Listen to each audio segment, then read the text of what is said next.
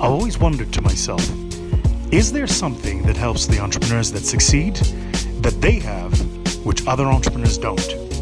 Is it something they know? Is it how they run their businesses? Is it the people they hire? Is it where they went to school? Is it their socialization, their background, their education, their mental spaces? What is it that makes the entrepreneur succeed? Welcome to my masterclasses, where I share with you everything you need to know about how to become a high-growth, high-scale entrepreneur. I'm joined by guests. We break down the myths, the ideas, the myths, the legends, everything you need to know to become a high-growth entrepreneur. Warning, this is the High Performance Zone.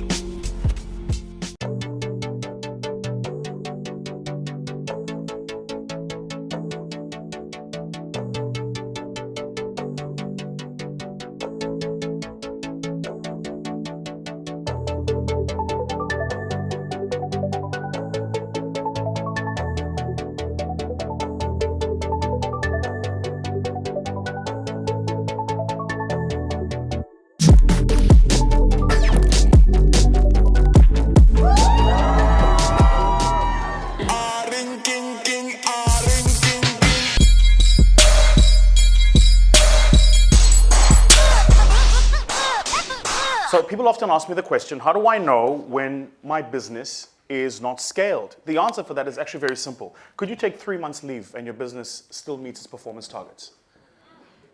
If you can't disappear from your business for 90 days, you're not an entrepreneur. You're what we call self-employed. What happened? What happened? Did it hit you hard, eh? Is that you?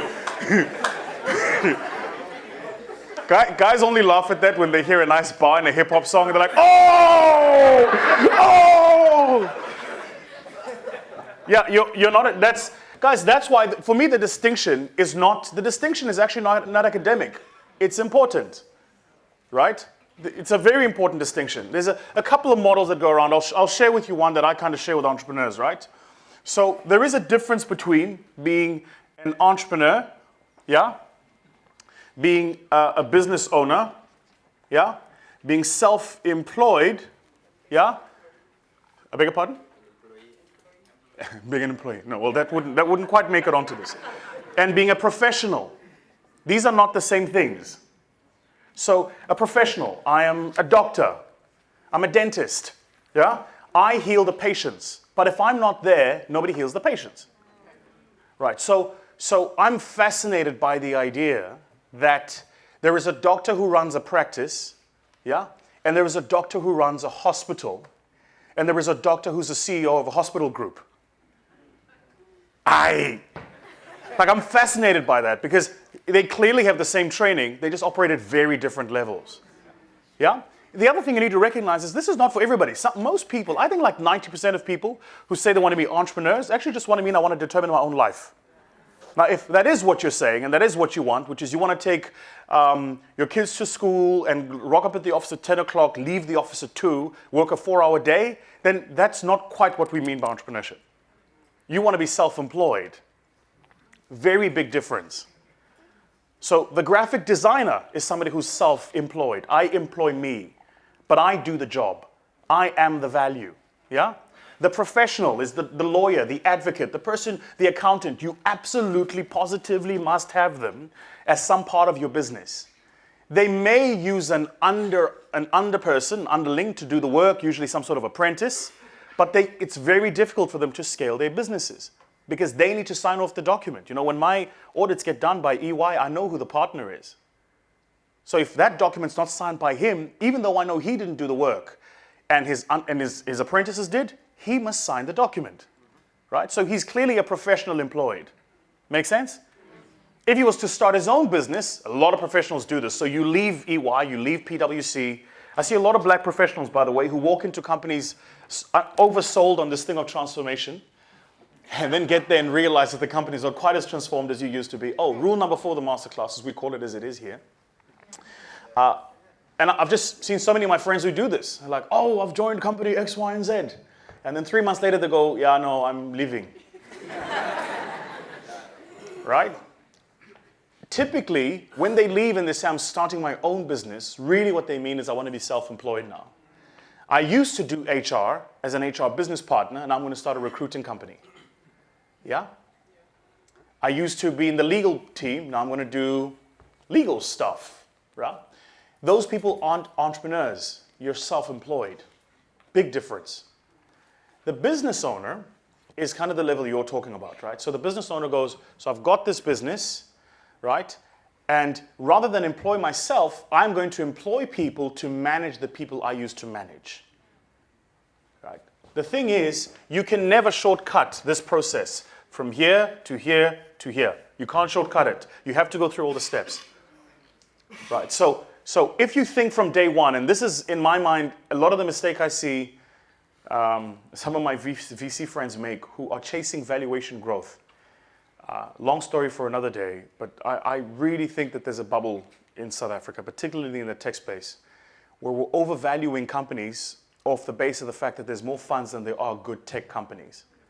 So they're attracting very high valuations, they're getting a lot of money, but the entrepreneur driving that business hasn't gone through the natural process of growth. If I took a potato and I put it in the ground, and I gave you another potato and put it in the ground, and you watered your potato twice as much as I did mine, your potato wouldn't grow twice as fast. Because the laws of nature are fixed. Like, I love my son, he's 8, but he has to go through puberty. He can't skip it. That make sense? So a lot of us try to skip phases of growth because we want to get to the other side. The mistake you make is you don't realize that in that phase of growth is a lesson you've got to learn. So you have to manage your people long before you get managers to manage your people. Yeah? Gary Vee calls it being dangerous enough.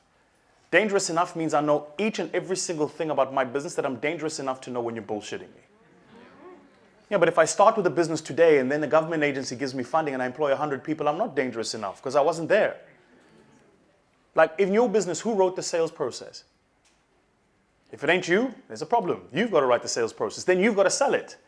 You've actually got to try it. You've got to sell to the first few customers and test and make sure the sales process works. Because if you don't do that, when you employ 20 salespeople and they're not giving you the numbers, and they give you 1,000 excuses, which all salespeople will do, you're going to believe them. It's only if you go through the process of building it that you go, no, man, it's rubbish. What are you talking about? My team will tell you, like, if a client comes to us with a sale, it's now the scariest thing for them. They go, how do you know all these people? I'm like, 15 years, dude. Of course I know them. I've worked with them at some point or another. Oh, who called you? From what company? Oh, yeah, they used to work with so-and-so. How do you know that? Yeah, no, they used to work with so-and-so, then they left and went here. Now they're back, but they're back as a consultant. They're not there full-time anymore. Oh, by the way, they're not going to give you X amount for the transaction. You're going to have to go in at 85% of the value of the transaction, but what we should do is add a 20% premium on the actual proposal so that when they discount us down at the 20%, we get the value we wanted, not the 85% that we're willing to pay. I go, how did you know they were going to do that? I know the company, I know the politics, I know how I just know. Yeah, so you're going to have to go through those steps. Yeah. So your question was, so how do I know to scale? Like, now I've got my Magwinya business in 3 corners. How do I get it around the country, right? It's a bit like saying to the general dealer in a township, what's the difference between you and Pick and Pay? Because if you really think about it, a retailer is a retailer. They take a brick building, they put goods on it, they put prices on the goods with a shelf talker. When you go and pick up the goods, you go to the front, there's somebody who helps you, usually a cashier, you pay them and you take the goods. So why is the one listed and the other one you have to work it every day? And it's because of how you gear it for the growth of the business, right? The point is, just on that alone, you could run an entire masterclass. Just like, where do you focus? Where do you grow? What are the key areas that are important? Let me answer your question this way. The first thing to understand about scale is you will get it wrong. Nobody scales right the first time. And if they're scaling right their first time, here's what's happened. They've raised money and they've got enough money to pay for the sins of failing, so you can't see it.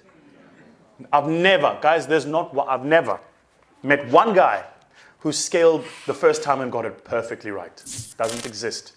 Wow, right, so what an amazing time we've had in Cape Town. Like, I honestly didn't expect the turnout we had today. So we just had our Cape Town Masterclass. We thought we'd get a couple of people in the room. We ended up with a couple of hundred people in the room. I think easily over 500 people, entrepreneurs in that room. It was absolutely amazing. First, to the team at Workshop 17, thank you so much for accommodating us and allowing us to create a platform for sharing, collaboration, and trust, right? That's really important to us. And to all the entrepreneurs that came out, what an amazing time. The learning, the opportunity to share, the experiences, the cross-collaboration of opportunities about what we can learn from each other was absolutely amazing. So cool that we continue to be on this tour to do these masterclasses. And to each and every single entrepreneur that comes to these masterclasses, that trusts us with their story, their opportunity, their struggles, we really appreciate it. We'll hope that you guys are learning about your business and about yourself as much as we're learning too. Cheers.